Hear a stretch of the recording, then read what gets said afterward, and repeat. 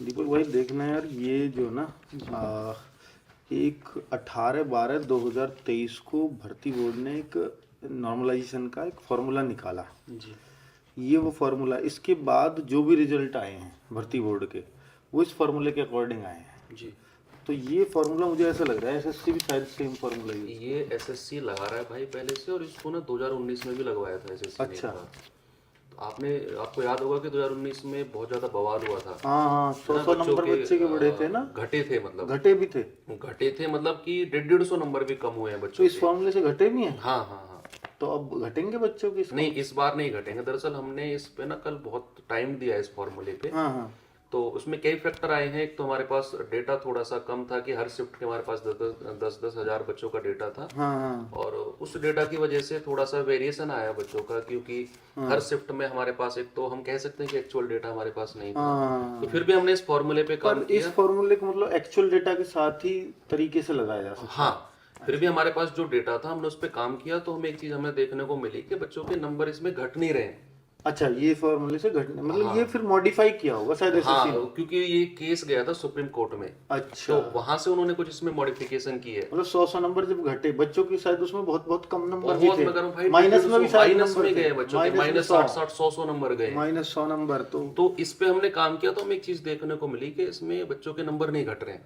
अच्छा, तब ये सुप्रीम कोर्ट गया, फिर ये शायद कुछ चेंज हुए हाँ होंगे। हाँ हाँ हाँ। तो अब तब से घटते नहीं है, तो शायद फिर ये अपना लिया भर्ती। हाँ, वो भी हुआ है। मतलब अगर हमने जो काम किया उस पे घटा भी है, तो एक आध नंबर घटा अच्छा। है। उसका रीजन ये है कि क्योंकि एक्चुअल डेटा हमारे पास नहीं है। कुछ बच्चे होते हैं, कुछ अपनी मर्जी से डाल रहे हैं नंबर, लेकिन मैक्सिमम डेटा पर हमने काम करने के बाद देखा कि बच्चों के नंबर बढ़ ही रहे हैं ऑलमोस्ट, ओके ओके। है ना। तो उसमें तो इसका मतलब बच्चों की जैसे यूपीएसआई या मैं कहूँ कि सर यूपी कांस्टेबल, कांस्टेबल, इन दोनों में अब तक जो पेपर हुए हैं सब में बच्चों के बढ़े भी थे घटे भी थे। यूपीएसआई में तो बच्चों के 25-25 नंबर तक कम हुए हैं, अच्छा, 30-30 नंबर तक कम हुए हैं। जी जी अब वही डर लग रहा था कि नॉर्मलाइजेशन में इन बच्चों के मार्क्स ना घट जाएं। जी। तो अब ये फॉर्मूला इस बात को इंश्योर करता है कि बच्चों के मार्क्स नहीं घटेंगे। पर इसका ना एक बड़ा नेगेटिव इम्पैक्ट आएगा कि जब मार्क्स नहीं घटते तो कट ऑफ हाई जाती है। क्योंकि जब घटते हैं और बढ़ते हैं तो कट ऑफ नॉर्मल सी रहती है। जी जी। लेकिन अब जब सबके ही बढ़ रहे होते हैं, जैसे एसएससी में देख लो आप कहाँ कहाँ कट ऑफ पहुंचने लगी है, है ना, जब से ये बढ़ने वाला ही सिस्टम शुरू हुआ है सर। जी। तो जैसे AWTPO, उसमें भी सेम फार्मूला यूज किया, क्योंकि ये भर्ती बोर्ड ने अपना लिया है दिसंबर 2023 से।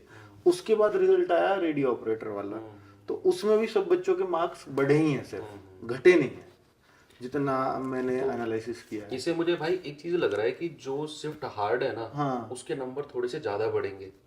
अच्छा। जो शिफ्ट इजी है, हाँ। उसके थोड़े से कम बढ़ेंगे ना। तो इसमें बढ़ने का वेरिएशन आएगा, बढ़ने का वेरिएशन आएगा, जिसकी वजह से हो सकता है कट ऑफ थोड़ी सी ऊपर जाए। हाँ, क्योंकि हम ना एवरेज से लेते हैं। हाँ, हम अब चूंकि ये फॉर्मूला तो तब यूज होगा जब एक्चुअल डेटा हमारे पास हो, क्योंकि इसमें तो बहुत सारे बच्चों ने फेक डेटा भरा होगा। बिल्कुल बिल्कुल। फिर सबका डेटा चाहिए इसके लिए, सबका चाहिए, क्योंकि इसमें एक चीज है भाई, आप यहाँ पर देख सकते हो, इसमें जो MGT है ना, ये टॉप 0.1% बच्चों का आ रहा है। हाँ। और टॉप बच्चा तो कुछ भी भर सकता है अपना डेटा। हाँ, टॉप 0.1% लेंगे, मान लो किसी ने 280 बहुत सारों ने भर दिया, हाँ, तो तो MGT बढ़ 0.1% जाएगा, का एवरेज भी 280 आएगा, वो MGT बढ़ जाएगा। तो फिर वो सही आ ही नहीं पाएगा किसी भी तरीके से।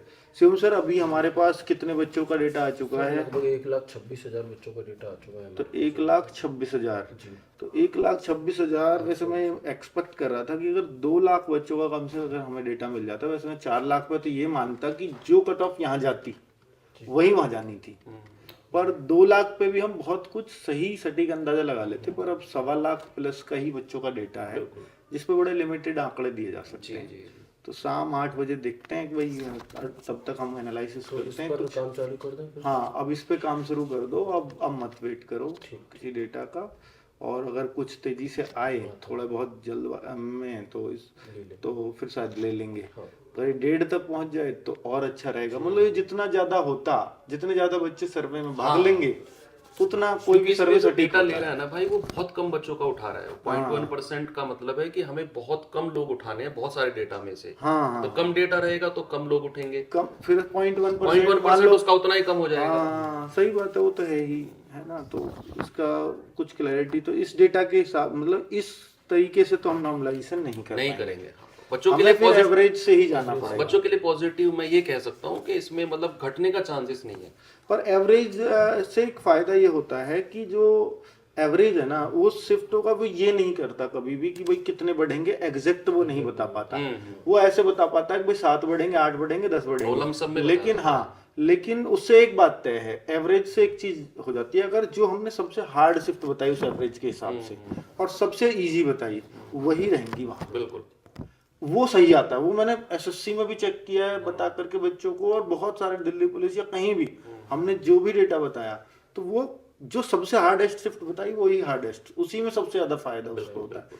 कितना होगा इस बात को एग्जैक्ट बता पाना मुश्किल है, पर ये पता है जब कि तक इसको actual सबसे data ज्यादा फायदा होगा तो उसी को ही होता है। फिर बिल्कुल इस शिफ्ट को सबसे कम फायदा होगा तो उसको सबसे कम होता है। बिल्कुल तो ये चीज आ जाती है एवरेज से। पर ये बिल्कुल आइडिया लग पाना ये तभी पॉसिबल है जब पूरा डेटा हो। ये फॉर्मूला दरअसल बोर्ड ने ना भाई अपने लिए बनवाया है, क्योंकि उनके पास सारा डेटा हाँ होता है, सही बात है, इसे तो हम यूज कर ही कैसे हम यूज नहीं कर पाएंगे इसको, है ना। ठीक है। तो इसमें बहुत सारी स्टैंडर्ड डेविएशन लगाना पड़ेगा, इसमें मीन लेना पड़ता है बहुत सारी चीजों का, और वो है भी ना। 0.1% बच्चों का। हाँ 0.1% बच्चों का मीन लेना पड़ेगा, फिर ऑल शिफ्ट का भी, All और shift शिफ्ट का, अलग अलग shift शिफ्टों wise का भी 0.1% लेना पड़ता है तो सारा डिपेंड करेगा डेटा के ऊपर। डेटा के ऊपर। चलिए तो देखते हैं भाई, अब इस पे एनालिसिस शुरू करते हैं। दीपक की भाई शाम को लेकर के आनी है कट ऑफ वीडियो बच्चों के लिए 8 बजे।